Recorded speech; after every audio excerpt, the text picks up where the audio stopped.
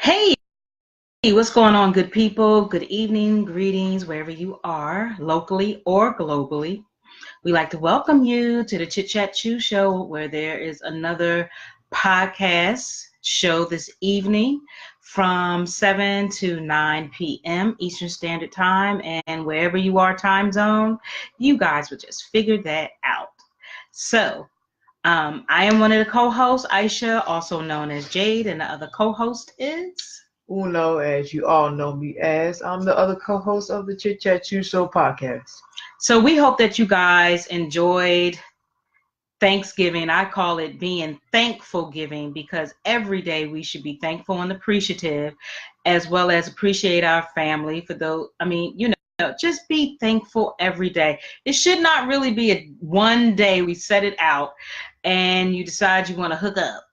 Right? We should be thankful whether it's local or far, just to touch base and say hello, how you doing, and all of those things. And when I say family, I don't necessarily mean that it has to be blood family.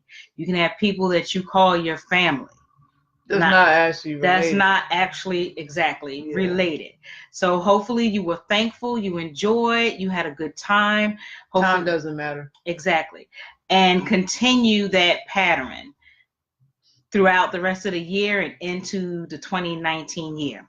So we're going to have a really good show again, as always. Last week we talked about positivity and within the Black and Brown community, and again we're going to do it again. So this week we're going to speak about some of the highlights are going to be Amari Ruff, Marcus Shute Jr., Susan Sue J. Ross, and Ivory Lee Young Jr. Okay, they're not all Atlanta based, I don't believe, right? No, they're okay, not. So they're from all over. So just want to kind of jump right into it this evening. We're pretty much starting on time today, which is a wonderful thing because we all know we have busy lives. We both works. Things happen. Technology gets a little crazy, okay? But we're always grateful and appreciative for starting on time. We hope that you guys definitely tune in with us live and give us some dialogue. And we also thank those in advance for those who listen to the replay as well. Always remember to make sure to like it, listen, and share. Make it go viral. Like our group, Chit Chat Chew Show, LLC. So we're going to start off with Ivory Lee Young Jr., which he was a councilman here, Atlanta City councilman. He's been councilman for quite some time. From my understanding, he had suffered with having cancer. Not too sure if he had went into remission and then it came back, but I'm going to speak on it, and we're going to just go from there. So this is coming from AJC.com. And the title is Ivory Lee Young Loved His Neighborhood, Served Atlanta. Atlanta City Councilman Ivory Lee Young's passion for his family occasionally spilled over into council chambers. He would serenade his wife, sing her happy birthday from the council floor, letting everyone know he loved her, and City Councilwoman and now Council President Felicia A. Moore. He was always fun, loving, and full of life.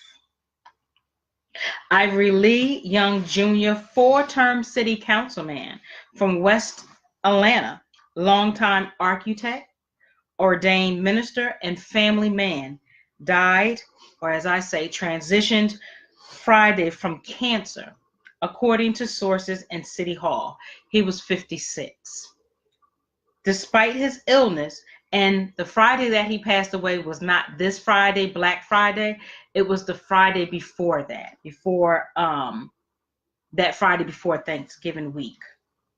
Despite his illness, Young remained engaged in city affairs with the help of technology, including the latest discussions on the city's biggest development project, the Gulch. His last personal post on his Facebook page, September 26, urged Atlanteans to come out and hear about proposal to develop the Gulch. Mayor Keisha Lance Bottoms called a town hall meeting that day to discuss proposed plans to redevelop downtown's Gulch into a $5 billion mini city with office towers, apartments, hotels, and retail space.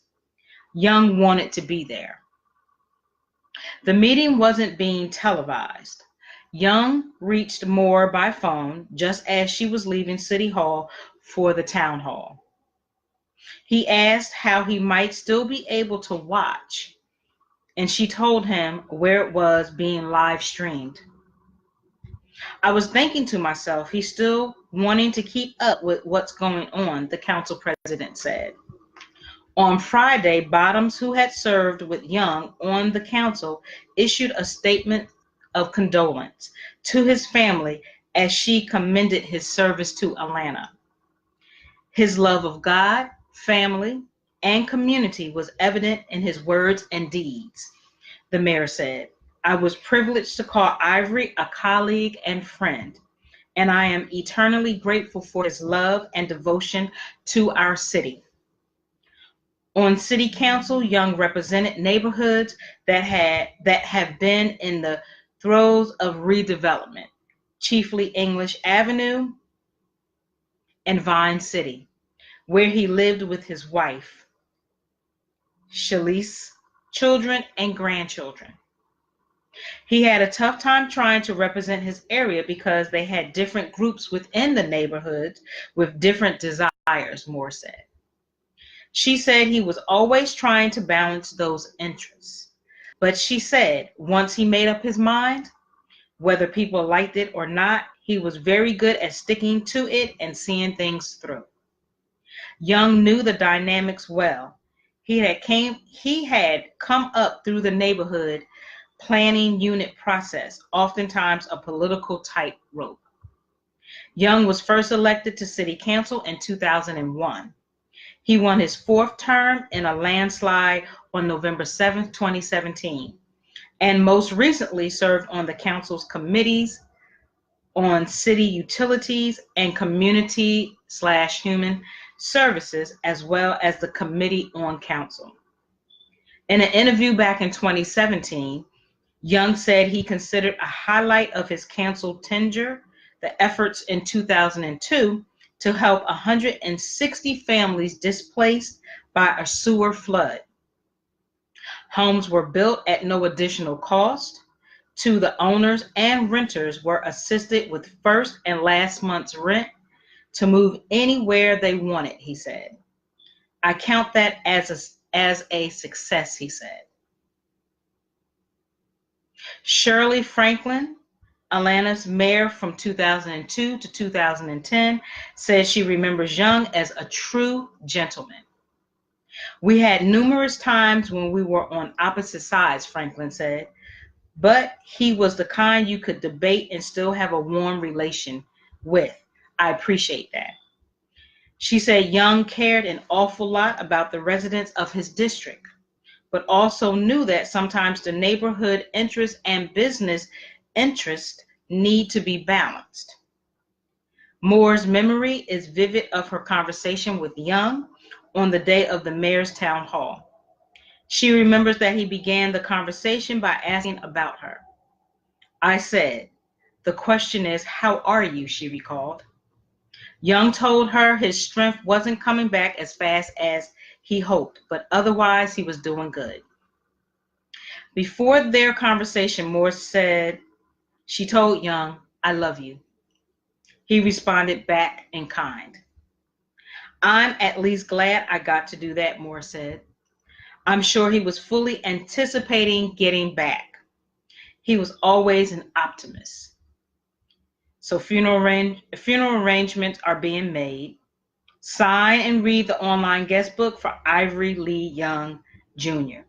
So I didn't know much about him personally, but I always did. I did see quite often his name and face It seemed as though he was very involved again in that neighborhood, the Vine City, and and plus he resided there, so he was in it. He was involved. He lived there. He did quite a bit, at my job. Um, they always show a lot of the council and political figures, and things like that. And his face always seemed to come up in a lot of things, and he did. It seemed as though he really wanted to build up um, that area because because that area was a little rough, right? Yeah. And Yeah. he It really wanted was. to build up that neighborhood and make it better for the individuals that live there and probably have lived there most of their life, if not all their life. So, my condolences to him, to his family, and things. I hope that they can, come to a place of healing, in due time. And, my hat off to him for um, doing whatever he could do while he was living, in that community. And it was just, it's refreshing to know that you can agree to disagree, and he stood his ground for what he believed. I have to agree with you. I love the fact that he was really involved in this community, that he cared, because a lot of people that have power, especially in the political arena and even in the social arena, a lot of them are more self-absorbed, and they're only looking out for them and their team and only doing things that's going to benefit other people in politics. That's helping their plans. It's not helping the community. So for him to have a heart and care and want better for, what I'm saying, Atlanta, specifically the area of Vine City, that's very dope. And I respect everything is done. I'm not too familiar with him either. I don't know him at all. But from what I've read, man, he seems like a really sincere, cool guy. Um, yeah, caring, cool, involved person, Mm-hmm. and love what he did, just in his profession. We need a lot more black people like that actually cares about the community, not just in it to look good and get some brownie points, because we have plenty of that right now. We don't have to mention no names, but yeah, it's just really refreshing to hear that, because that's what we need at this moment. We need those leaders that can lead our people, and also not only get involved, but that can inspire or even get other people involved that's in the community. Mm-hmm. I think that also can play a factor that the community doesn't want to get involved, because the people who has power in Atlanta specifically, because they don't see that they care, so I guess they feel Mm-hmm. like why they should care. So yeah, I definitely respect him for what he has done. My hat's off to him, and that's just a really cool guy, Mm-hmm. wonderful man. I Mm-hmm. respect that. So yeah, May I? go ahead. Okay. And also, um, briefly continuing, it's another article from 11alive.com where it says Atlanta City Council honors Ivory Lee Young Jr. with moment of silence, nod to signature style, which again, he had passed away a couple weeks ago at the age of, was actually a week ago at the age of 56.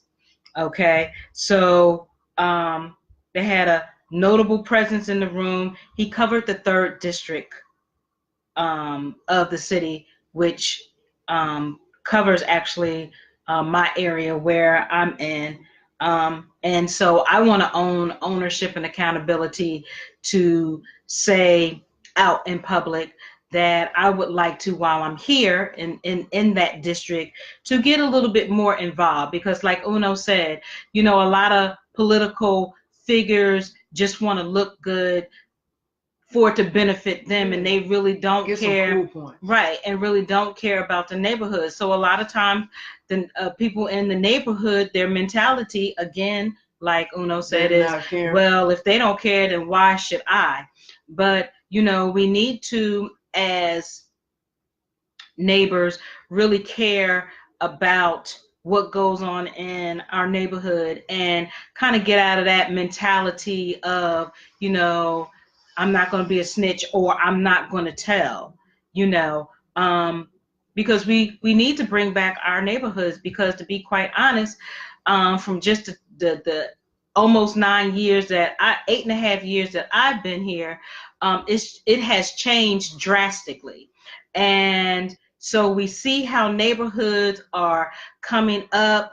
We see how they're going to, the gentrification is really coming through Atlanta. Is really strong. It's really to the point where you don't have no say so in any change that's in the neighborhood. Right, and the prices are going higher. Right. They're trying to buy out the individuals that have lived in these neighborhoods for quite some time, and we have to have a stronger mindset to not allow that to happen. Not let them buy you out cheap and then sell your home for a higher price. We have to learn how to fight for that. Okay, so again, yeah, I applaud him for that. So I think that district really needs to take a stand, not only for him in his honor, but for our due diligence as well. And it's also helping us. It helps us to remain in a good stance as far as power, and making sure socially our presence is always known. And so being active as individuals and collectively, it gives us more leverage to make change. But if we're not doing anything, why should other people care? So this is why we have gentrification. This is why the the rent is going up on living, or the mortgage, and education is a factor, jobs is a factor. I mean, so many things that's a factor in Atlanta. So if we're not involved in trying to have our hands in different areas as far as the issues that plague our community, then we can't expect any real change at all. So it shouldn't just be Ivory Lee Young being involved. It needs to be all Black people that's in that community being involved and caring. Because nobody else is going to care. So don't think because, you put someone in a position that they're just supposed to you give it all to them. No, because like you said, Jay, you got to take accountability for yourself too. You got to have your hands, you got to play a part. Like you said, you got to play a part in doing something. So it needs to be as a whole. We need to be involved as a whole and making some change as a whole. Right. That's the only way we can move things forward in a positive way. Right.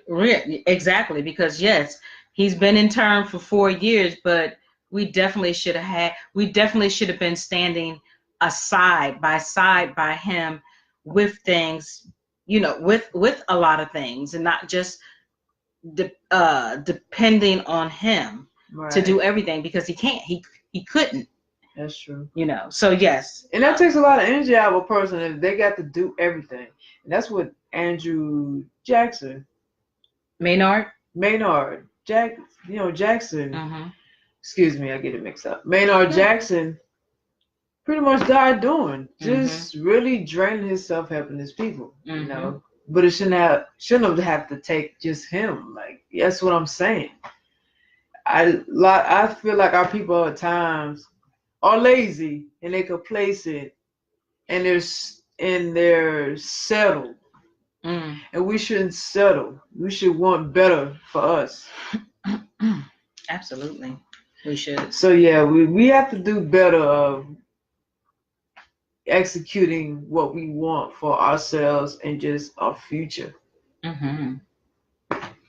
Absolutely. That's what I know. I mean, I mean, just like they putting all their hands and faith into Keisha Bottoms. You know what I'm saying? Like, you can't put all that on one person. Same thing. If Stacey Abrams was to become governor, please don't think you finna put all trust, faith, and responsibilities on her, because that's what they was gonna do when she got, if she was to get in office. I mean, we all know she's not in there because we know who won. Okay, Brian Kemp, but still, if she was to become governor, that's what they would have did, just like they did Hakeem, just like they're doing Keisha now, and even not just locally but nationally.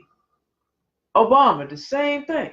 They're putting all it on him, as if they don't supposed to just play a part in making some change for their community, and blaming Obama for every little thing. And there's some things he couldn't really do because he didn't have that. He had a power, but he didn't have that much power because mind you, people, he has to answer to someone above him. So there's certain things he can do and certain things he can't do. But we have to get out of that mindset of relying on someone this just because you see potential as a leader and a person. No, everyone should be a leader. We all should have that kind of mindset. Absolutely. But I mean, but back to the topic though. So I mean, No. Absolutely. It goes back to this, him, Ivory Young Jr. being a leader, stepping up and wanting to do something. That's what we should all strive for and actually practice all the time. And that, I just want to close it out with just that. Mm-hmm. Yeah. Absolutely. Is there anything else you would like to read? Yes. So this article coming from 11alive.com says again, a Monday's Atlanta City Council meeting had a notable presence in the room. The 3rd District seat draped in black with a boater hat, because he was famous for wearing like one of those boater hat, sitting proudly on top. While the seat was empty, fellow council members recalled the man who sat there for terms and filled the room with his presence. Again, Ivory Lee Young Jr. He transitioned after a battle with cancer a week ago on Friday. He transitioned November 16, 2018, the age of 56. Young had been on leave since early September to undergo a stem cell transplant to treat multiple myeloma. My faith has never been stronger. The grace and mercy of Jesus Christ has been with me from the moment of this diagnosis, Young said before undergoing treatment. During Monday's meeting, Councilwoman Cleta Winslow, who represents District 4, recalled Young's determination to look out for every citizen of Atlanta, regardless of where they lived. We had a flood, and it just so happened I was out of town when I got back. He had already been over to the residents in my district to make sure people were okay. So not only did he look out for his district, he looked out for other districts as well, because he was just that type of humanitarian person. He didn't judge people. He didn't point fingers. His goal was to help as many people as he could. So Council President Felicia Moore thanked the community for sending their respects to representatives. On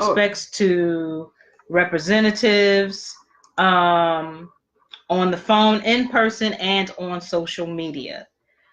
Your support has been invaluable to us during this period, Moore said. Again, in a statement sent after the meeting, Moore outlined the transition plan for the District 3 community, which covered West Side neighborhoods, including English Avenue and Vine City.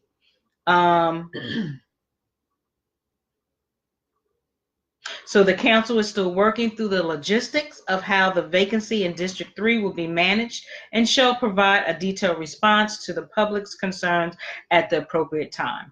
And this is when the neighbors or the individuals in District 3 should really get more involved and open your mouth. We love to open our mouths about other things. Let's open our mouths about this and care about your community.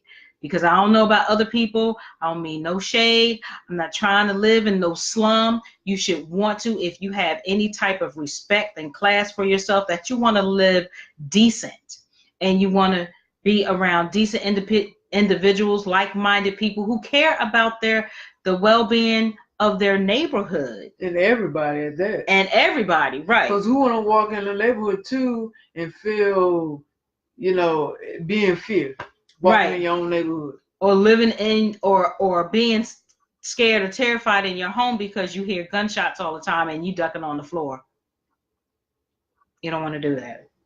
So a special call meeting was scheduled to happen November 28th. It's scheduled to happen November 28th at 12, at which time the Atlanta City Council will decide how to move forward.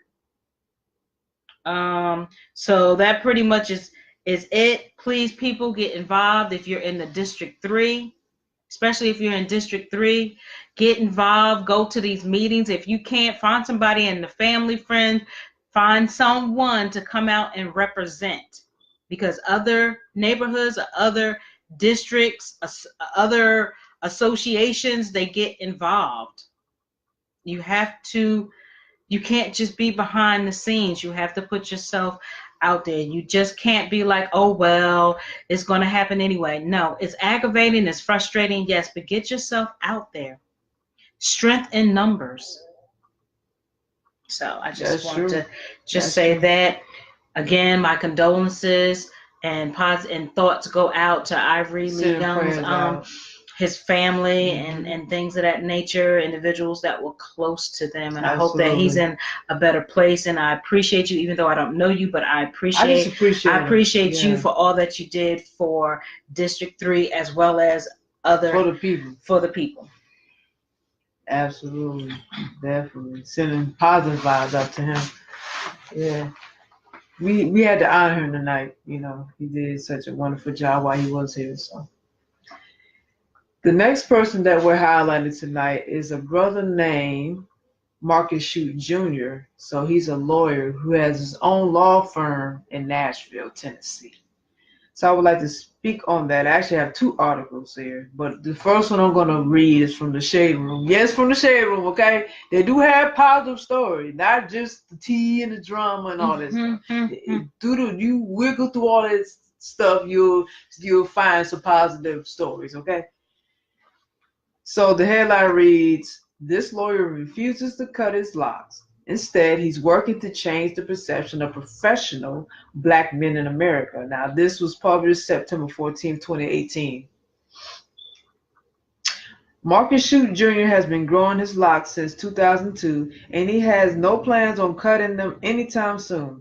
He's a 33-year-old lawyer who runs his own law firm in Nashville and says his hair is a statement that there's a perception of Black men in America that still needs change.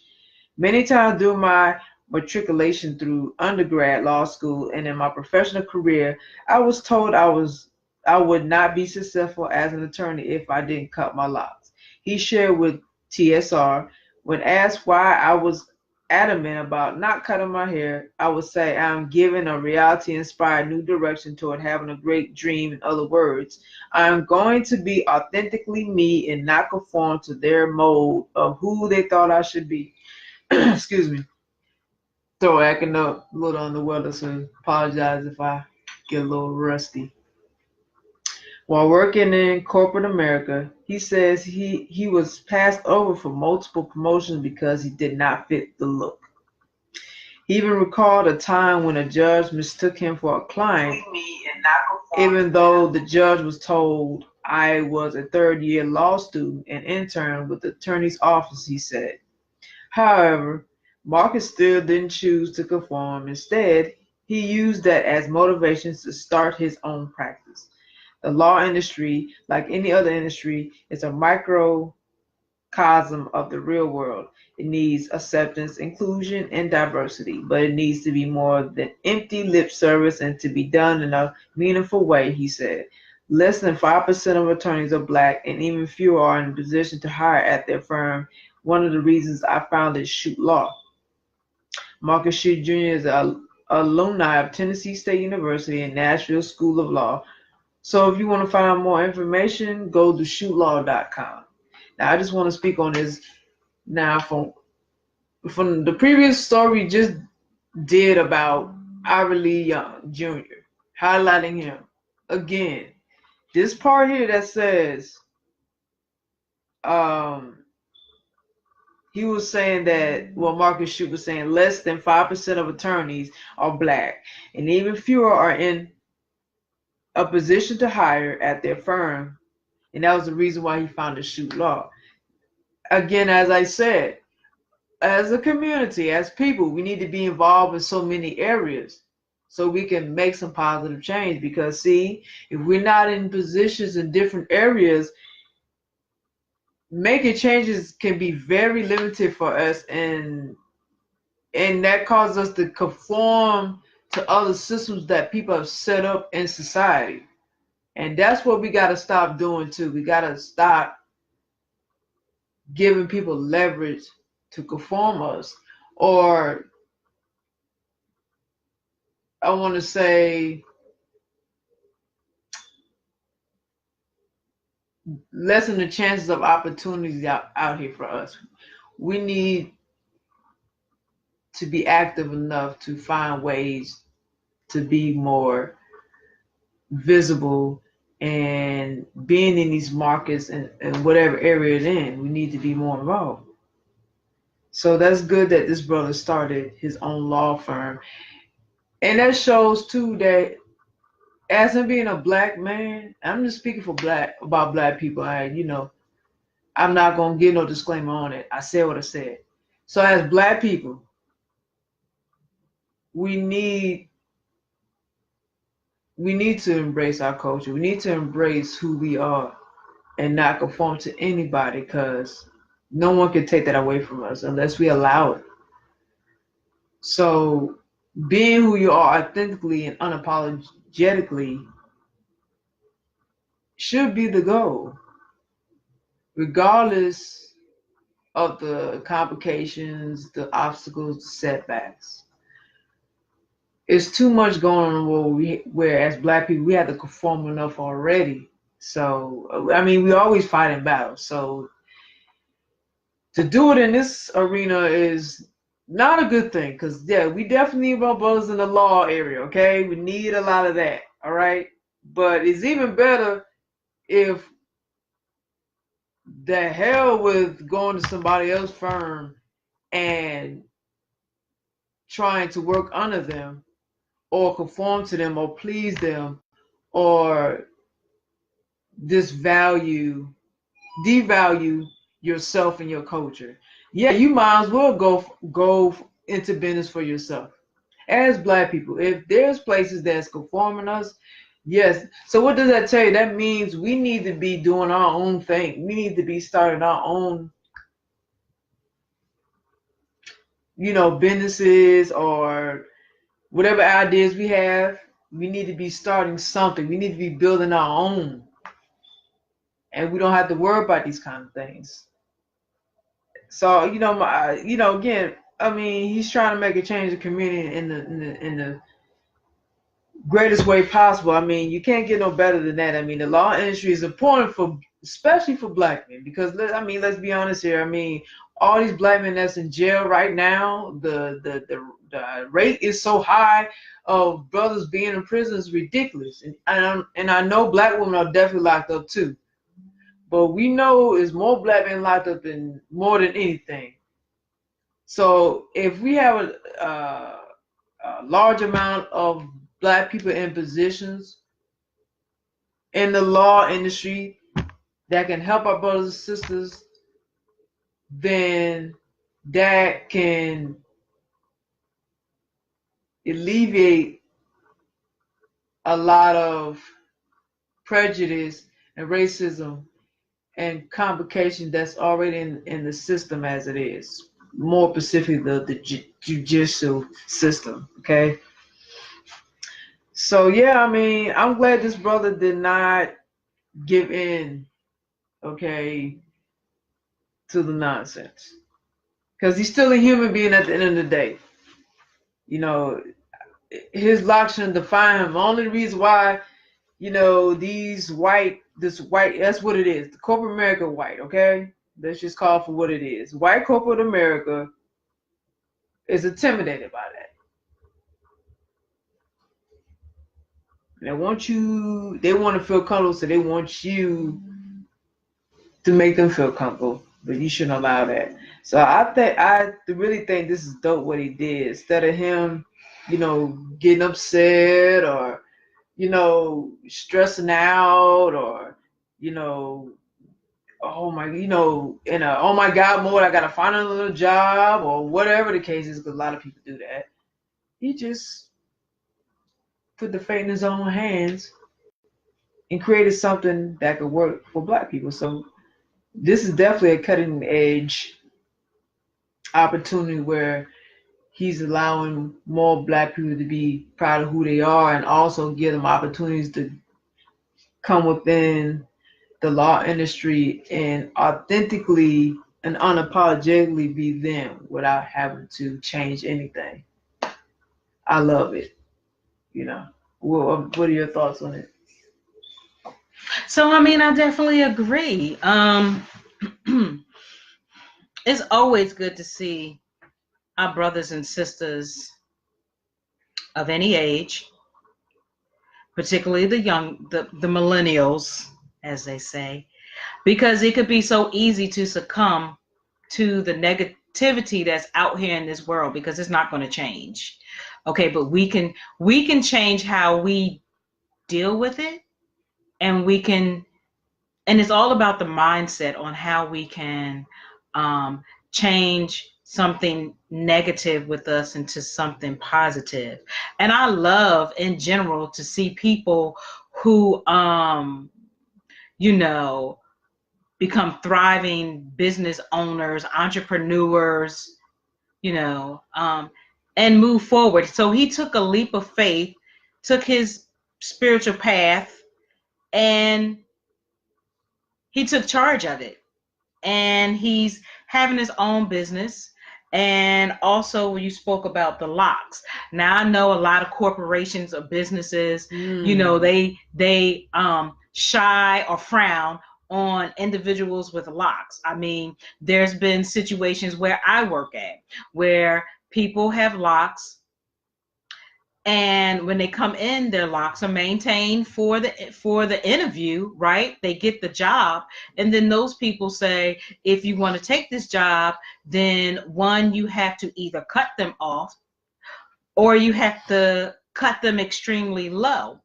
And so some individuals, I don't know their situations, but they cut them off. Other individuals cut them low. Like they just, I don't have locks, but I really have a problem with that. I can see if you came in and they just was nasty, right? But if you're coming in professional and your hair is professional, your whole overall is professional, I don't see what the locks have to do with it, but prejudiceness with it. What's new? Okay. White corporate America.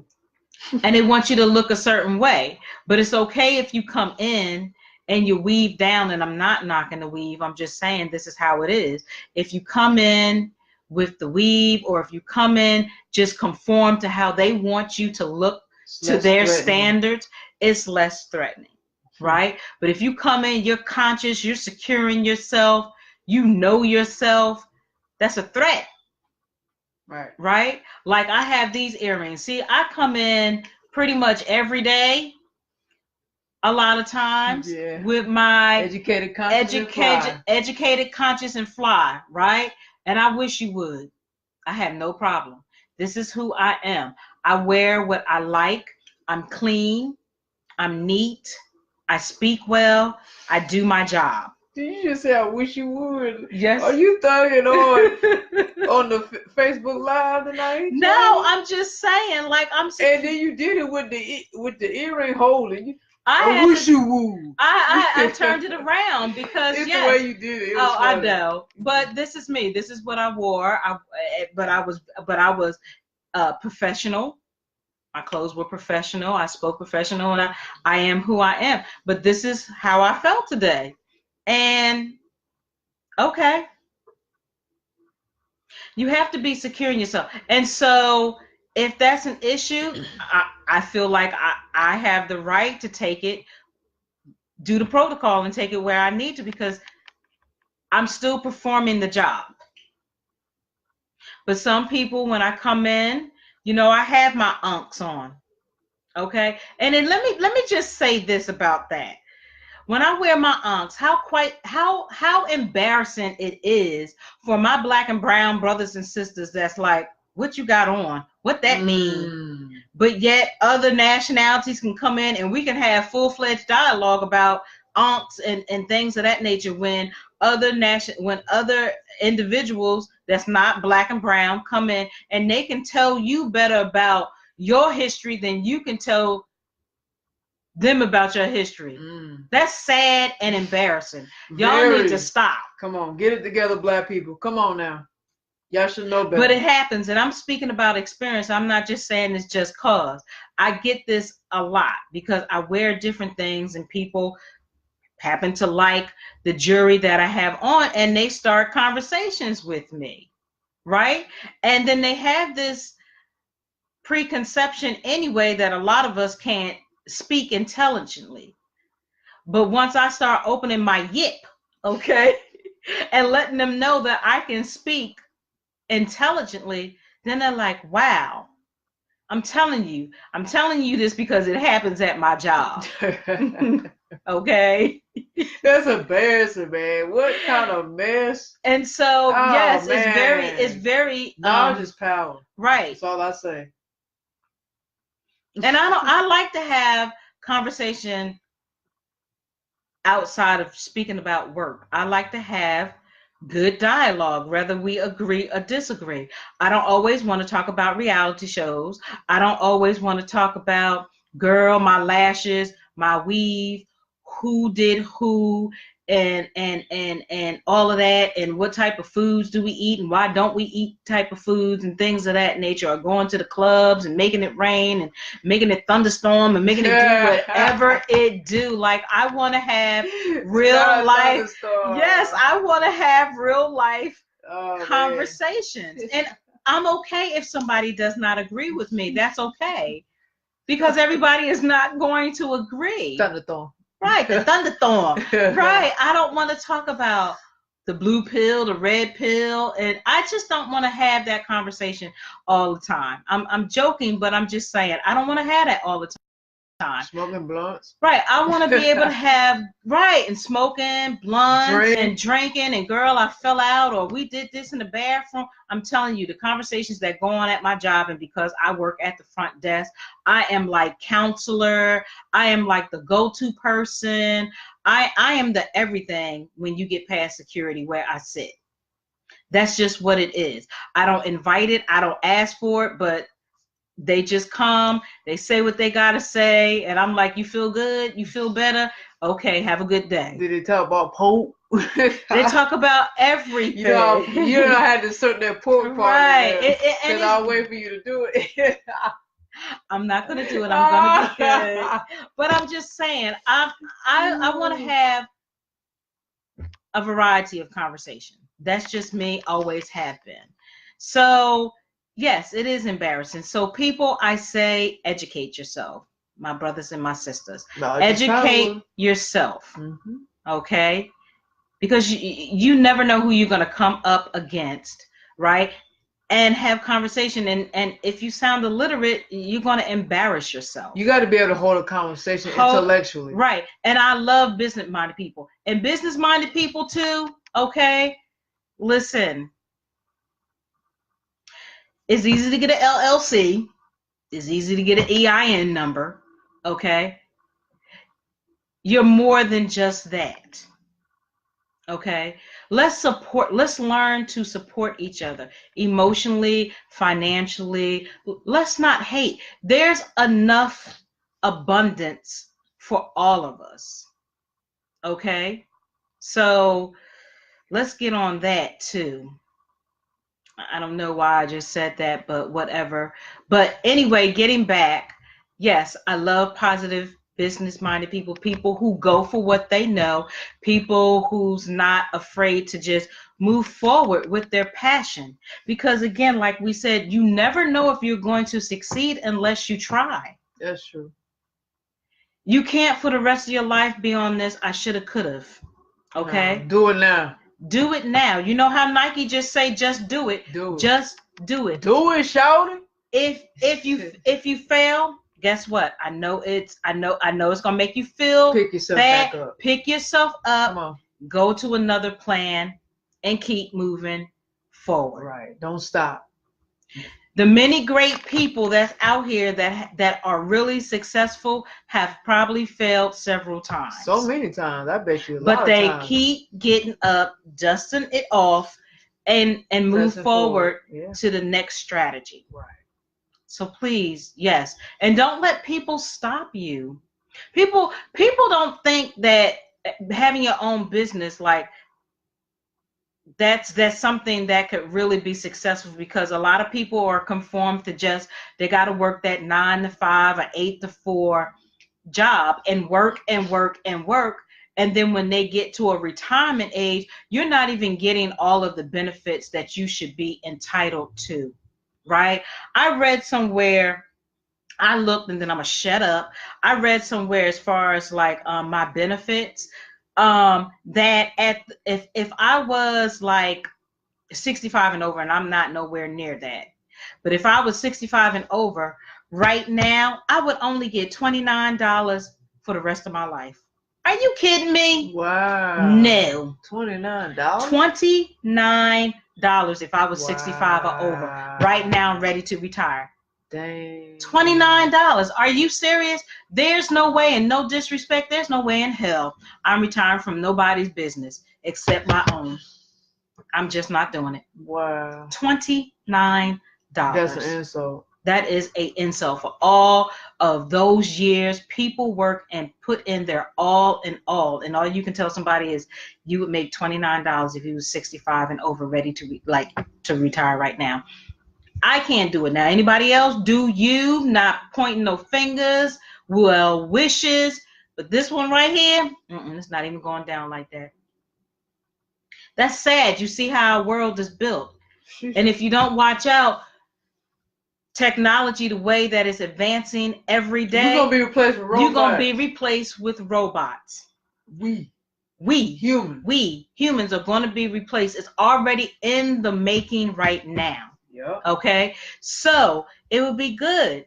Start thinking about working for yourself, whether it's network marketing, or you come up with your own idea, your own white or private label services, brand, whatever you want to call it. Start thinking about that now. Really. So that's all I want to say. And thank you, Jamie, for sending those hearts. I appreciate you, love. I appreciate it. Thank you, Jamie. Gotta have you on my show. Gotta have you on my podcast. We'll talk later. Okay. So, Marcus Shute Jr., I have another article that's actually coming from his website. mshutejr.com. Okay. Can you send me that one? Sure. When we're done after the show? Yeah, I will definitely send you this. Cool beans. This is about him, okay? And he's an attorney at law, all right? I love it. Isn't that exciting? That's very exciting. I get excited about stuff like that. He's creating an opportunity for young black people to really make some innovative,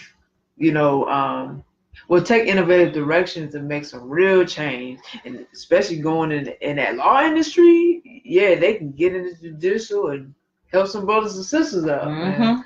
Get them out the hole, for real. And when they get them out the hole, when they get you out the hole, stay out the damn hole. No excuse. Stop feeding these prison institutions the money. Their money. They get paid off of y'all. Stop. Right. Stop going back in there. Stop being repeat black offenders. Black men. Stop going in there. Please. And what you going back in there for anyway? Good. What y'all got a bottom boy in there or something? That's why y'all like going back in there? Or they be like, a lot of them, they so comfortable. I guess probably because a lot of them feel like they can't get a job out in the real world. But there's no excuses no more. It's time to stop with the excuses. There's other ways. No more excuses. Have you read a lot of these success stories of these black brothers and brown brothers that's out here that are felons? and they That's successful. that have created their own jobs that are successful. They didn't let nothing hold them down. Is it work? Yes, anything is work. Duh, yeah. But create your value and your happiness for yourself. Yeah. There's no excuses no more. Don't settle. Please don't stop There's no settling. excuses. I don't want to hear. Everybody's been in jail. You all have stories. Okay, so what? So does a million other prison inmates. Okay. So what are you gonna do to change your outcome? And so does a lot of people that may not have been in prison or jail, but they have a story just as you do, from being the gutter, rock, just bottom, right, and work themselves up. So yeah. So you can do it too with some work. With some work. Oh my God, are y'all serious? Ain't nothing gonna be handed to them. No. That's what they expect. Yeah, stop. Just don't do it. Yeah, y'all need to tighten the hell up. That's what I do know. Oh my gosh, yes, please. Marcus Shute Jr. is a sports and entertainment attorney at M. Shute Jr., attorney at law in Nashville, Tennessee. Whoa, see, sports and entertainment. Yeah, that's really where it's at. Our client-focused approach cultivates aspiring legends as we build the blueprint for a lasting legacy. Our priority is to build a long-term client relationship and business viability. We understand the complexity of legal matters in the sports and entertainment industries can be difficult. Consequently, we take steps to ensure that our clients have an active role in decision making and are comfortable with the process leading up to taking action. Whether you are seeking guidance for a single transaction or ongoing services, we will be here to ensure you are taking the proper steps to create your legacy. Shute's passion for providing legal services for the sports and entertainment industry stems from his love of playing sports and musical instruments.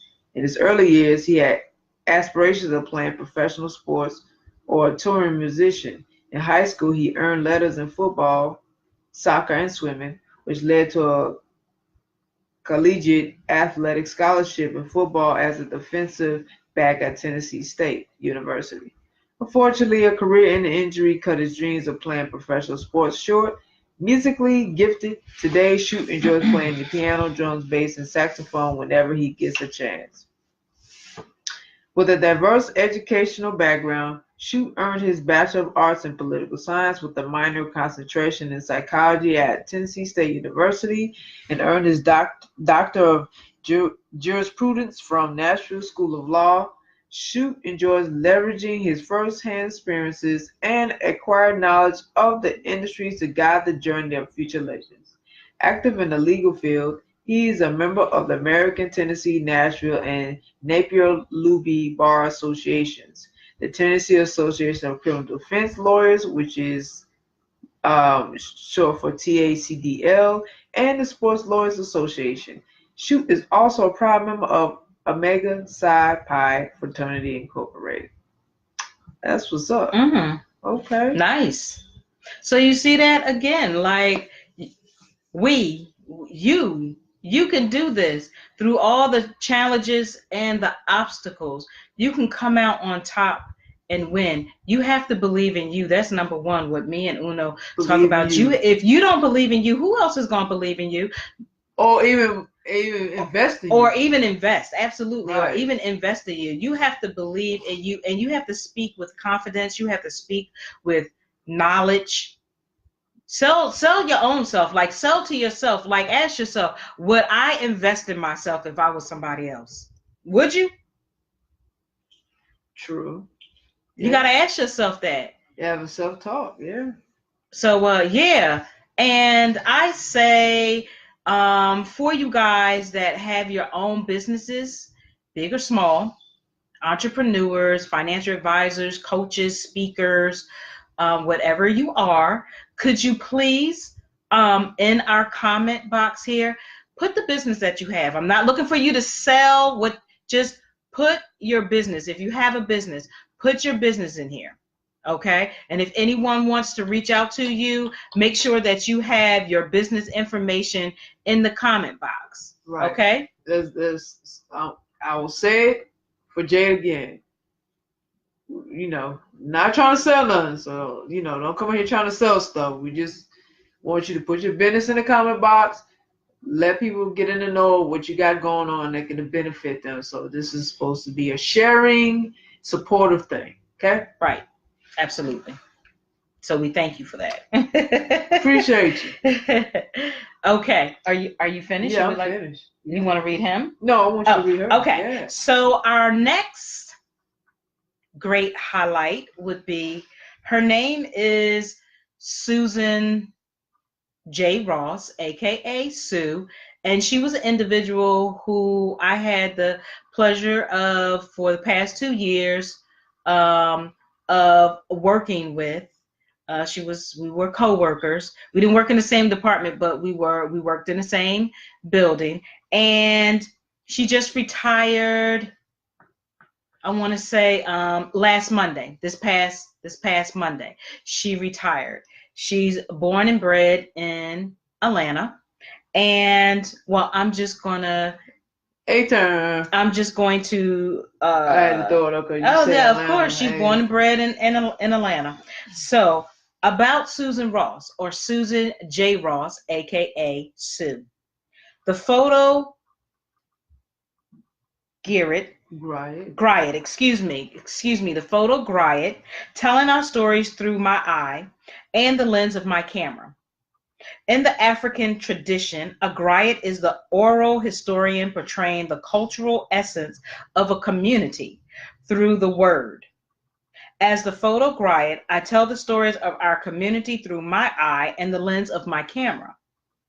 The daughter of a cultural and anthropologist and a social worker, I am an artist and cultural worker using the medium of photography to document the social, political, and cultural experiences of our community, combining a love of photography with my career in city government. I have served as the informal and sometimes formal chronicler of Atlanta's political and cultural life over the past 30 years. I have exhibited widely, individually, and as a member of the Sistergraph, the collective of African American women photographers, which we founded in 1993. My work appears in numerous books and publications, including Deborah Willis' Reflections in Black, A History of Black Photographers, to most recently Linda J. Holmes' biography of Tony Cade, Bambara, A Joyous Revolt, and the Swan Gallery's auction catalog for the Dr. Richard A. Long collection. Most of all, I love to capture African American cultural traditions, as you can see in the photographs here. This will all be posted up. She's had her art exhibit in the Auburn Research Library here in Atlanta, Georgia. So yes, all of this will be posted up. From Jazz Miles runs the Voodoo Down, from the last concert Miles Davis played in Atlanta, to the literature of Dr. Maya Angelou as she addressed an Atlanta celebration of Ambassador and former Mayor Andrew Young, to Dance Aloft from Ronald K. Brown, Evidence tribute to Judith Jameson at the National Black Arts Festival. So they had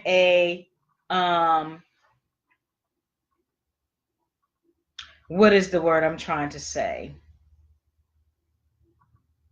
A dedication, if you will, on her behalf Monday, when she had a proclamation for Atlanta. They had of course, the mayor was involved in things of that nature, so they did a proclamation for Susan, as well as they had a retirement celebration.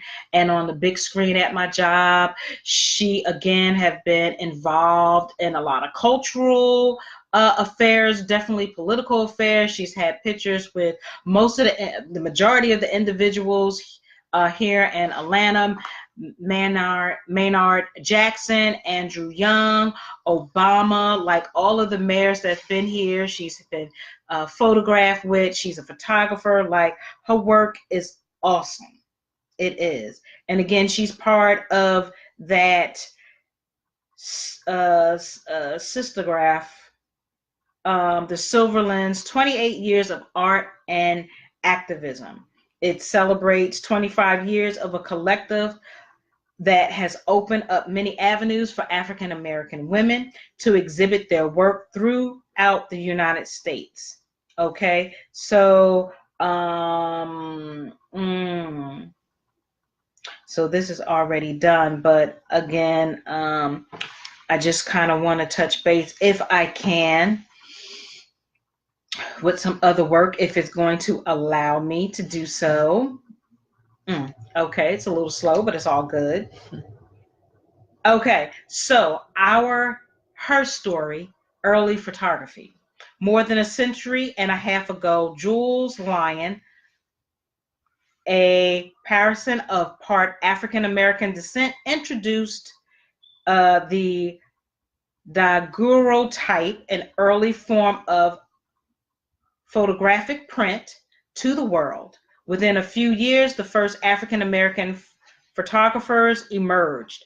By 1920, the United States Census Bureau statistics identified 608 Black photographers, of whom 101 were women. Started in 1993, flash forward to 1993, when an informal group of female photographers of African American descent gathered together in Atlanta, Georgia, to discuss ways to creatively express themselves through the photographic arts. A democratic collective was later formed and named Sistergraph. The term combines sister with graphy and means love for each other and gratitude for the photographic medium as a means of expression. From the outset, the goal of sistergraphy has been to provide a forum for Black women photographers to examine the contemporary and historical issues that affect our society through the photographic medium. As the only known collective of this kind, sistergraphy holds a unique place in the history of photography in the United States. Sistergraphy has over 50 exhibitions since its inception in 1993. So sistergraphy has exhibited widely, including the City of Atlanta, Bureau of Cultural Affairs, Chastain Gallery, the Hammonds House Galleries and Resource Center, the Atlanta Fulton Public Library, downtown Buckhead and Sandy Springs, Spelman College, Georgia Perimeter College, and the Mason Mural Gallery in Atlanta, Georgia, Bryn Mawr University, which is in Pennsylvania, Cleveland State University, which is in Cleveland, Ohio, Salem College, which is in Winston-Salem, North Carolina, Converse College, Spartanburg, South Carolina, and Rush Arts Gallery in New York City, New York. So let me see. Based in Atlanta, Sistergraphy has maintained a continuous membership ranging in ages from 19 to 70 plus, with members living in California, Ohio, New York, Delaware, and Pennsylvania. The multifaceted artistic visions of the women who are part of this photographic art collective included accomplished professionals as well as novice. In the tradition of the African village, sistergraphy mentoring environment dictates that those more experienced reach out to newer, inexperienced members. Sistergraphy members merge documentary, digital, and mixed media with playfulness and innovation, contributing a unique voice to the broader dialogue surrounding fine arts photography. Okay, so if you want more, you can click there to contact them. So their mission Sistergraphy exists to give emerging and established photographers opportunities to exhibit their photography through local and national venues and to make a positive difference in the lives of the artists and the community it serves. Their vision is to provide a sisterhood for women to bond and to share their own perspectives, making personal and social commentaries, using their camera lenses, and exhibiting their photographs for the world to view. So I commend you, Susan J. Ross, aka Sue, for the works that you have done. I personally have seen them myself. They are so awesome, as well as the other ladies who has had their art displayed throughout the Atlanta area. So my hat's off to you as well. She's also a cancer survivor. She too had shared a brief documentary on her life, living with cancer and what she's been through, and she's a cancer survivor. So my hat goes off to her. Most definitely, I definitely hear that she's accomplished a lot. That's awesome, man. She's been all over. She's been all over and met quite a few individuals throughout her life. I mean, her artwork is timeless, It really is. I mean, and the thing is, I love to see my people in a positive light. I hate to keep seeing negative stuff out here about people. We're not just, the world needs to stop looking at us as negative or having this perception of us. We're more than just what they think it is. We're not even that.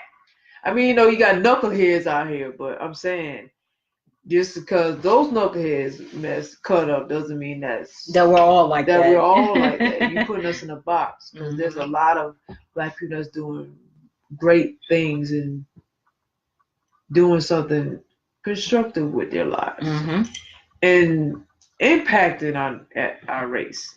So my hats go off to them, definitely. Oh, now I can finally do it. There you go. Hats go off. And hats go off to Ivory Jr. Absolutely. And hats go off to Marcus Shute Jr. Absolutely. Ashe. Yes.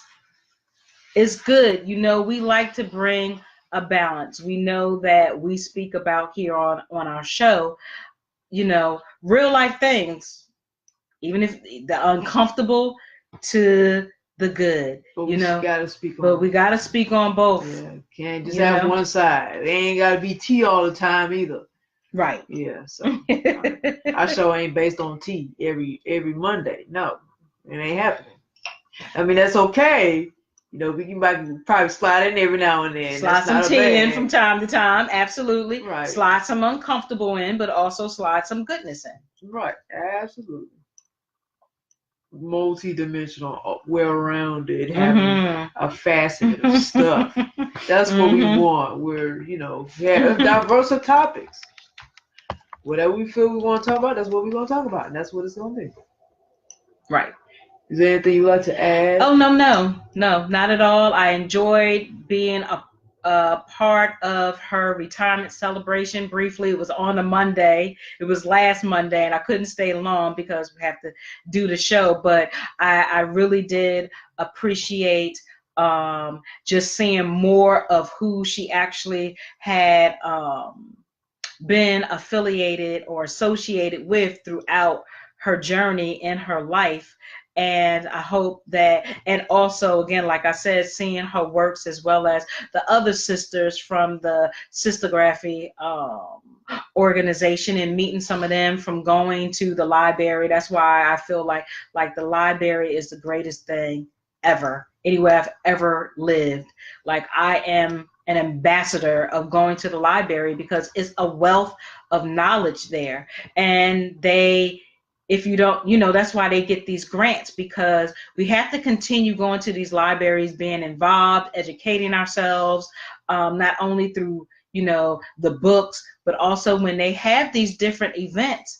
If you have the opportunity, go out and become familiar, meet the people that come out.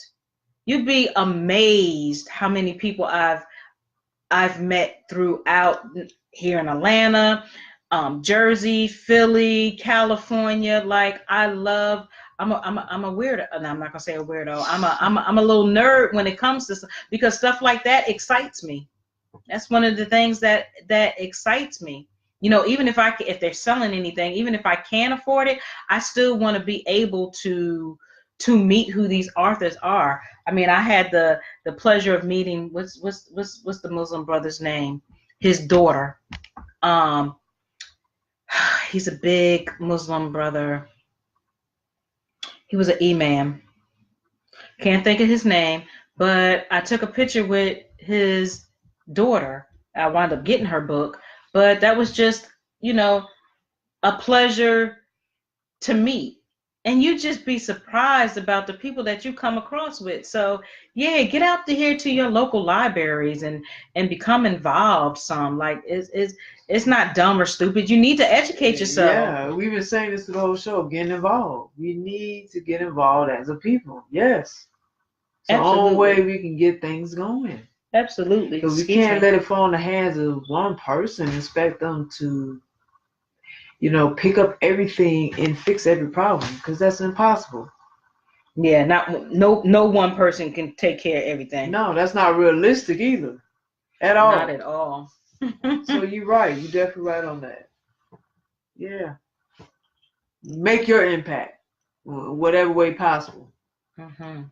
So we all have something to say. We all have something to do. Mm-hmm. Find your purpose, and just walk on your path and do what you need to do. Absolutely. All right. So the next person, the last person, is Amari Ruff.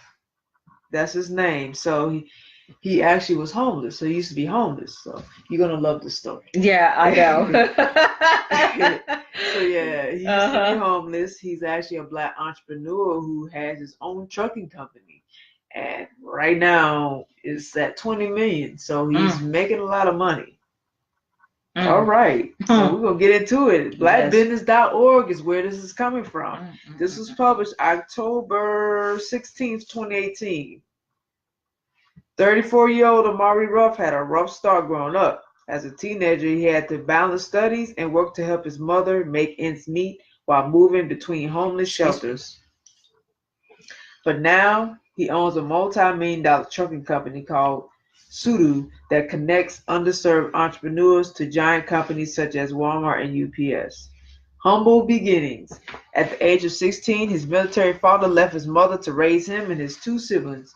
They lived in homeless shelters, and Amari at one point had to commute over 4 hours a day to continue attending high school while also working. He eventually landed a job with a company where he negotiated significant enterprise contracts. He helped the business grow to annual revenues at $4.5 million, but was let go from a higher rank that he was promised. He said he didn't expect it and it was really a low time in his life, but this inspired him to become a successful entrepreneur.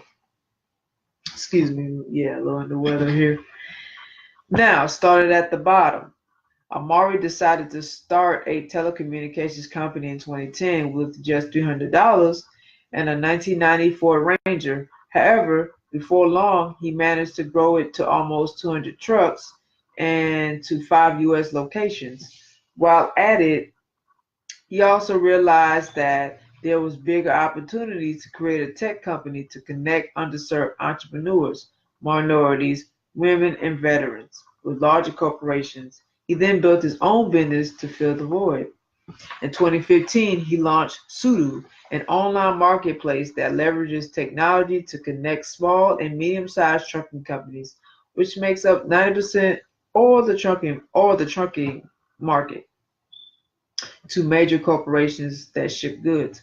He chose the name Shute, which is a Chinese word that means speed and tempo, because he says he believes it speaks well to the speed and efficiency they provide the industry through their technology, which is considered as the Uber for truckers. Now, the last part is the recognition finally came.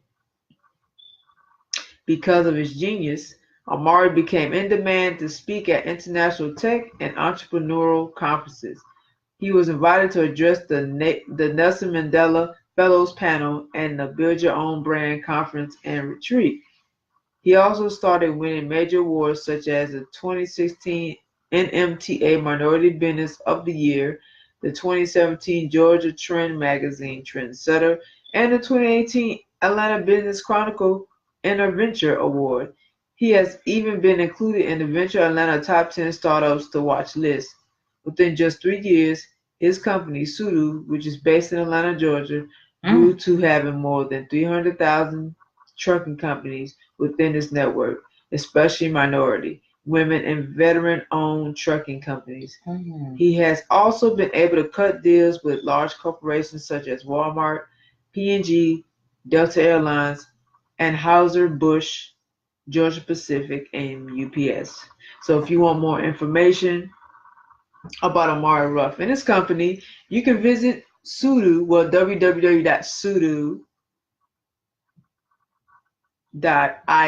or you can follow the company on Twitter, which is at Team Sudu. So be a team. Be on the team, Sudu. Be on the team. I'm going to follow Sudu. Exactly. Right. So he definitely inspired me. This is a very great story, man. I mean, from really humble, struggling beginnings, I mean, rock bottom to recognition and so much success and future blessings for him. Like, yeah, he's definitely came a long way. How did you feel about this story? It was, how you say his name again? Amari? Yeah, Amari Ruff. Amari Ruff. That is so awesome. If this is not inspirational to you, I don't know what is. It's inspirational to me because this is the second Monday that we've did some highlights for our Black and Brown community. Individuals that have paved the way, have been through struggles and challenges, from being homeless, living in cars, and just going through whatever they went through in the past to what they're doing now, even if they're, having some challenges to face right now, but they still are paving the way for themselves. They're not letting things defeat them. And that is just so motivational for me. Being once homeless myself, that's something that just it all touches my soul. But just, hearing from other individuals that have been homeless and going through things, even if you've lived with a mental illness or you have a physical and or mental challenge, and you're not letting that stop you, and you're pursuing your goals, dreams, passions, is awesome, right? As we say, we can choose to stay upset, angry, and mad, or we can make a determination and turn that around into something positive and figure out what we can do to make it better for us. Because choosing to stay mad and angry and upset with the world or whomever, that's not bringing no money into you. You still broke. True. Yeah. Right? You still broke. And you're not succeeding. And I know it could be easier said than done, but we need to learn how to shift the mind. Doing it for yourself, doing it for yourself and your family, or whatever the case may be. Like we're in a world where no one is going to feel sorry for us. It's just not going to happen. And no one owes us anything. Not to me. That's just my thoughts. No one owes me nothing. And we're all go ahead and get it just like you got to go ahead and get it. So we need to pull up the big girl panties and the big boy boxers. Figure it out. And figure it out. That's what I said. You fail? Okay. Let's get back up. One time, keep going. Let's keep going. Let's fail more times. Moving. Got to. And if you're tired of working for someone, then I encourage you to make a move. That would be the time. If you're feeling it, now would be the time to do it. Absolutely. You always go with that. Go with that gut. Never lies. That intuition. It'll help you in the long run, trust me. And please, again, no pointing the finger. Stop pointing fingers, because there is a finger that is pointing back at you. You put yourself in that position, so get out of it. Put whatever your faith into action is. Absolutely. Never give up hope. I mean, having a back moment here. These apologies, y'all. I had a back moment. These stories are wonderful to hear. I love hearing stories from your dark days, so to speak, to where you're at now, and not letting things defeat you, and never giving up hope. And yes, and individuals believing in themselves. I love to hear good stories like that. It's motivation for me.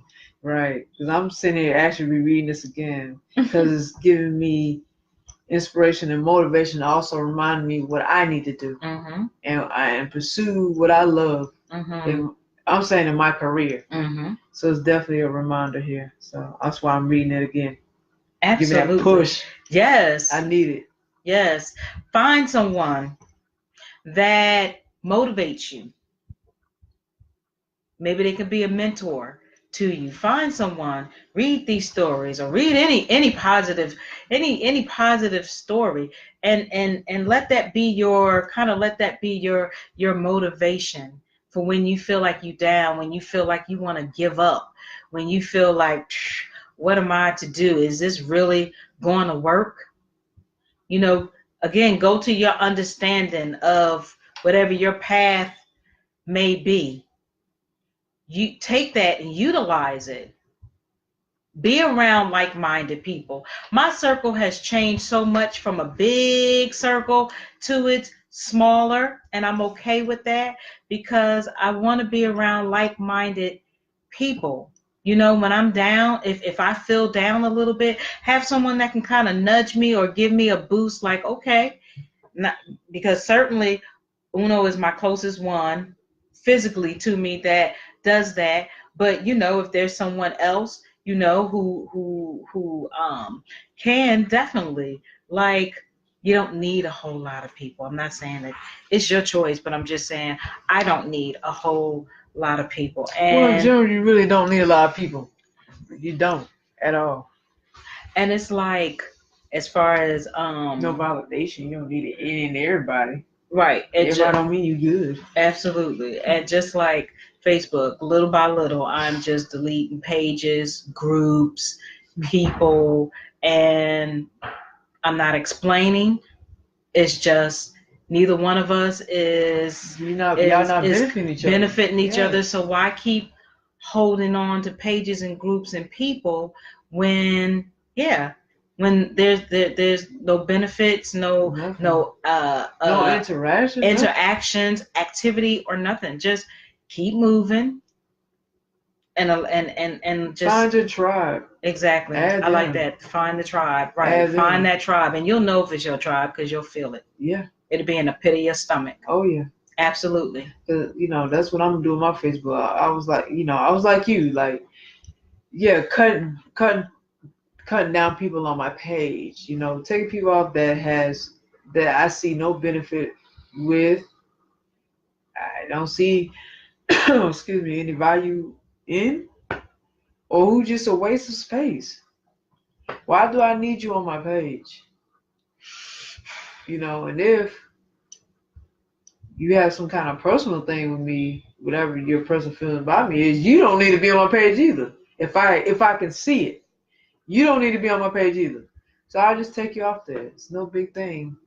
Because, like you said, you want people that's going to feed you and you feed them. Mm-hmm. So slowly but surely, I was cutting people off my Facebook. And of course I've deactivated my Facebook. But when I finally get back on it, yes, I'm gonna be cleaning house. And when I do, like you, I'm not explaining nothing. We grown. I'm grown. I don't have to explain nothing to you. And we're not friends. Either you're a stranger or I know of you, but we're not friends. Same thing with Instagram. I'm gonna eventually clean that up. and just keep those, who I can, vibe with and interact with, and who's talking about something, and also we can benefit each other at the same time. You want around, man. You don't need all that other energy. People just on people's page to look good and how many friends they have on here and get these many likes and all that stuff. Like, yeah, that stuff mean nothing. All this validation and trying to be other than, like, yeah, it's not deep at all. So yeah. So I'm definitely making a lot of change in my life as well. And people, watch your words. Watch the words that you speak, because words truly do have power. Okay? Watch watch your self-talk, because it can become very negative. Okay? Of course, watch other people's uh, negative words and their conversations towards you. If you can't have individuals that can support you or have be beneficial or be supportive, then you may need to remove them or just push them off to the side. Whatever you need to do that's going to feed your soul and your overall well-being, then you need to do that for yourself. Okay? Network with people in your field. They have these meetups. They have these Eventbrite um, events that go on in all over globally. So wherever you at, you can just Google it in and find people that's in your field. Not just Eventbrite. Like, even if it's just something you see or something you online, see, right? That's actually an event or something. Oh, absolutely. And it happens. Like, jump on that and go out to those events and network. Right, because on your Facebook, they have that section where it has events. And you can go in there and you can see if there's something that you like. Right. Absolutely. Yeah. So utilize that.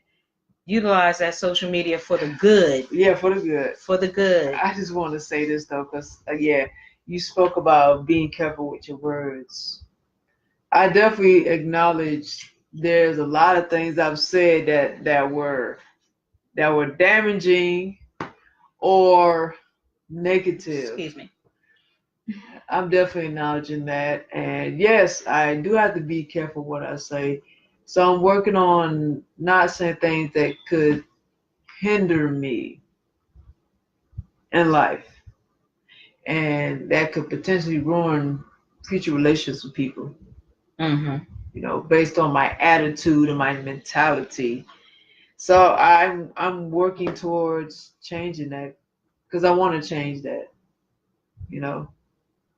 They say less is more, less is better, less is better. So in other words, not saying much to people, like not reacting to people, not saying much, being wise enough that that's how they feel, leave it where it's at. Like how you saying me, like just give me some real advice, that I need. I'm going to apply that. I am applying it. So it's a work in progress. I'm not gonna say every situation. I'm just gonna let it go. It just depends. But for the most part, I definitely acknowledge that I've done some things that I have to say I regret.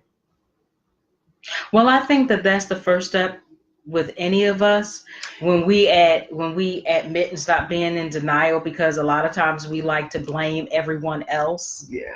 Right? It's everybody else is wrong, right? Kind of feeling like sometimes people tend to be a little victimizing. It's their fault, it's everyone else's fault. But I always like to say it, and I'm accountable for myself as well, because we have these conversations. So I'm accountable for things, and I need to work on things as well, personal as well as business. There's things that I need to not take so personal, right? And just kind of figure out. Like me? Yeah, I can be sensitive at times too. I admit that. Yeah. And be able to be like, okay, because everybody has an opinion. Doesn't mean it's trying to hurt you, but doesn't mean that it's trying to hurt me, right? So, again, when we start self-checking ourselves, because I think it's good that we as people need to check ourselves sometime and do that, self-reflection. to see where we at, because it's not everybody else's fault. Yeah, right? you have to do some self-reflecting. And we have to watch the words that we speak to other people, or how we even think as well. Because I feel like not only our words, but our actions and how we think, that plays a part. That plays a part too. So I don't know. It's just. What you say about self-reflecting? That's definitely true. Because now, and that's another thing, because I also been thinking about wanting to do some personal videos or just really opening myself up and be vulnerable and just speak on how I feel about some things and even to the public. And just really letting people know where I'm at. And I want to send apologies out too. Mm. Well, if that's how I you want to do feel. a very personal. I want to do very personal videos. Mm. I want to show my humility and let people know sides of me and why I do the things I do and say the things I say. Okay. I think that's the first step to Mm-hmm. Healing. healing and Healing. evolving as a better person. Mm-hmm. Yeah. Absolutely. Also, I need to actually speak a lot more on my mental illness too. I think Be more of where an advocate of that. I think wherever you feel like you're going to be comfortable, and where it's going to benefit you to heal and move forward, if that is the platform where you want to go, then I think you should go. Because I did my I Should Speak Jade, and I started speaking about, I spoke about my mental disorder with other like-minded people, right? But never took it outside of that. And when I started the Aisha Speaks Jade, my first video was on me living with a mental disorder and opening up about different personal things that I went through. And that was my start of healing. It's not, it's not for, I don't really care about the likes. I mean, you like me, I'm definitely appreciative, but it's a platform for me to start It's like your coming outlet. out. Yeah, it's my outlet, because believe it or not, when I'm sharing especially deep things like that I have anxiety. That's one of my disorders, and that brings a lot of anxiety to me. I cover it or mask it so well. It's unbelievable. I feel like I need an award. But Yeah, actress. right. But it's also healing for me, because I feel like I become someone else, and I can speak. And only really Uno knows that, though I don't have a diagnosis, but I have different personalities. And that has to do with my trauma, right? And so I feel like I have to step outside of myself in order to deal with things like those other personalities. And I don't really care what people think right now, but those other personalities are the one that is taking care of the me, if that makes any sense, that got hurt. So it can be very uncomfortable. It can make me just go somewhere else. It creates anxiety. It has some fear in it too. But also, I mean, I have to be at a place like, this is me, my authentic self, and why I do what I do. And it's amazing how people have come to me and shared similar things, either what they've experienced in life, or they've had a loved one that has experienced it via social media or face to face. People have come to me and it's been like, I really appreciate you being vulnerable to put yourself out there, because a lot of us suffer in silence for years. I didn't talk about none of what I went through until I became a full grown adult about how I went through things from 3 up until an adult. Because that's something you fear that. People, how we are. We start being judgmental. Oh, she crazy and all of that. And you know how we do. So when we can get to a place of, yes, we're vulnerable, but it's also healing as well, it's a good thing. Because it's for y'all, but it's not for y'all, because it's for us to heal. That's the only way I think that I can move forward. And I no longer have to suffer or be quiet anymore. I have to agree with that. I say, hey, go for it, man. Like, go for it. Yes, I'm saying that to not just you, but me in my head. Like, go for it, man. Like, a lot of things that I'm feeling here, man, I'm just gonna do it. I don't know why, but I'm just gonna do it. I don't know where it's going. I don't know what's gonna happen. It's gonna take you forward. I'm just gonna do it. And absolutely, yes. I just want people to know that this is gonna take a lot for me. This is a lot for me, and I just want you to understand where I'm coming from and what I'm going through in a way. Yeah, and hopefully you can understand and dig it. So yeah, be prepared. I'm not gonna tell you when. I'm just gonna do it. It's spontaneous, okay? Yeah. Okay. Yeah. Next year is gonna be definitely a. I'm not gonna say challenging, but interesting year. Yeah, next year I would say that. And not just in this area. I'm talking about in every area of my life. I feel it.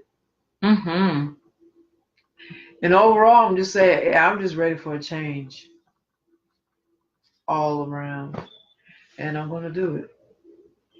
Well, kudos to you. Kudos. Yes. I know when I started Aisha Speaks Jade podcast page on Facebook, my first video, I just decided I'm standing out waiting on the damn bus. And I decided in Buckhead, okay, I'm about to start this Aisha Speaks Jade podcast and start sharing about my life. And if they receive it, great. If they don't, great. You put it out there, though. And I put it out there, and from there on, I've been doing it. And how does that make you feel?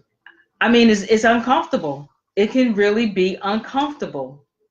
It can be so uncomfortable that when I've been in my emotional state of mind, I don't show my face. And that's why a lot of times, like if anybody that's been following me in the beginning, I showed my face. Yeah. And then, for my life and what I may be going through mentally, I don't show my face. I'll still speak. I'll do live audios, but I don't do physical face. So I'm making a determination to get back. Make yourself visible. Make myself you can overcome it. Yeah, make myself visible. Make myself visible and get back emotionally where I can do that without pressure. Right. And I can also take it to the next level with your visibility too on the creative side. Yes. And I mean, you know that because I did that with your one that you did at your job that day. Yeah, just sometimes the way my brain is set up, and honestly, I'm gonna tell y'all right now, sometimes I'm not even Aisha. I'm Jade, and I know y'all be like, what the hell is she talking about? Multiple personalities. But the personalities, that's just how I feel. And okay. I'm okay with that. Right. And I'm okay with people either understanding it or not understanding it, because who cares? Definitely know who I am. I was born Aisha or Aisha, as either one. But again, I thought you allowed to be called Aisha. I didn't say Aisha, I said Aisha. Oh, Aisha. Yeah. It sounds like you're saying, well, in the northern way, it sounds like you're saying Aisha. So only down south call me Aisha. Because I was going to call you that from the straight out the gate, Aisha. Because that's how I looked at it, Aisha. Well, I said, no, she about to bust whatever, me up. Here we go. But she be busting folks up. Whatever. Let me ask her because I don't want no problem. Whatever. Let me ask her how to pronounce her name. But yeah. So I do what I do because I do. If you follow me, and yeah, I probably, wherever I'm led, I'll share more. But yeah, it's not for people to understand. It's for you to understand. It's for me to understand, and for me, and the creator, to understand and to continue to heal and be in a place of well-being, mentally, emotionally, physically, spiritually. Absolutely. Spiritually being first. Mm-hmm. So, but thank you for listening to us ramble on. We appreciate you guys. And again, ashe to Amari Ruff, ashe to Marcus Shute Jr., ashe to Susan J. Ross, aka Sue, and ashe to Ivory Lee Young Jr. We thank you guys for tuning in and listening to us, to all the hearts and the likes that we got. We appreciate you guys. All the people that this reached out to that have been listening to us. Again, if you have a business, be it small or large, just put your business, what your business is, and how people can reach out to you. And if they like your products or services, then they can follow up with you. And speaking of following products and services, we need to put out there our social media and our website and about our products as well. So you want to start it off and I'll do the rest? Well, we're going to start it off, so we'll put it up in there. But please, we have a website, www.chitchatchewshow.com. Again, that's www.chitchatchewshow.com. Check us out. We're going to be revamping things for 2019. Also, we have products, soaps, soap line. Okay, you can reach out to us with that through chitchatchewshow.com. Yeah, because our rainbow soaps are on there. So. Yes. We'll have limited supply only. We're going to be updating pictures because we have a variety of different types of soaps. We revamping our website. Yes. Period. And also, if you're looking for a healthier way to have a healthier you, there is a Life's Total Wellness.healthyplace.com. Life's Total Wellness.healthyplace.com. It is 100% organic, essential oils, vegan, gluten-free, non-GMO. You can incorporate it with your medicines you may take now, or if you just want to straight do the healthier alternative way, you can do that too. It's CBD, not cannabis. So you can't get high off of CBD or hemp. Again, that's Life's Total Wellness. There ain't no cannabis. Right. People think that. Okay, so there's two sides of the plant, cannabis and hemp. So we have hemp.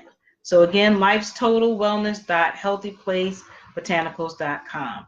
So definitely check us out. We're going to put that in the comment section here. You guys make sure you put your businesses out here. We don't want your social media. We want your business info. Right in the comment box. Please. Right in the comment box. Thank you very much. Thank you guys. We hope that you enjoy. Gotta say the social medias. I can do that. Sure. Go ahead. Yeah, before we exit out. So, of course, y'all know we're already on the Chit Chat 2 LLC. So please follow us on Facebook, please. And we have a group. So please request us so we can add you in the group, which is Chit Chat 2 Show Group. Yeah, Chit Chat 2. Yeah, Chit Chat 2 Show Group. Please join us. We have an Instagram at Chit Chat 2 Show Podcast. Follow us on Instagram and we'll follow back. We have a Twitter, which is at CCCS_podcast. Once again, at CCCS_podcast. Follow us on Twitter, and we will follow back. We tweet about us and our show and what we got going on. And yes, support us, please. We also have, SoundCloud. We have a Vimeo, but Chit Chat 2 Show Podcast. Follow us on there.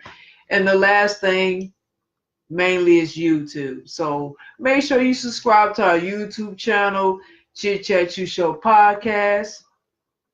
Hit the bell for notifications to get updates on our show or anything related to our show that we got going on. Like and subscribe. Comment, please. We will love the comments. Positive feedback, negative feedback. It's all good feedback. As far as we're concerned, thank you in advance.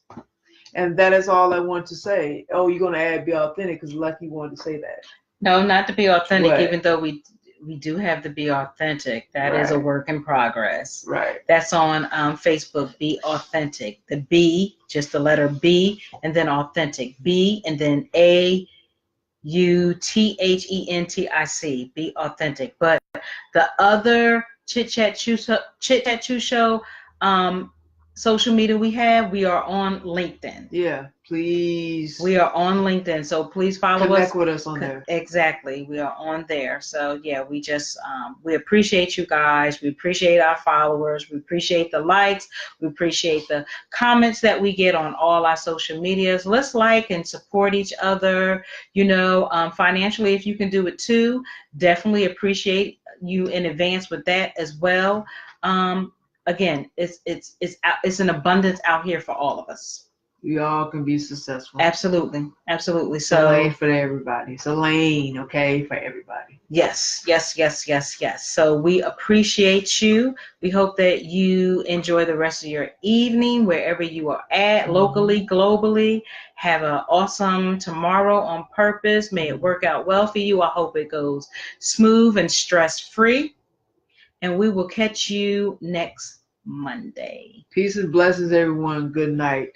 Have a good one. Take care of yourself. Self-care is first. Yes, thank you for the self-care. Self-care. Use your self-care toolbox, guys. Use your self-care toolbox. Yeah. That's my new thing. Okay, so light and love to all of you. Peace out.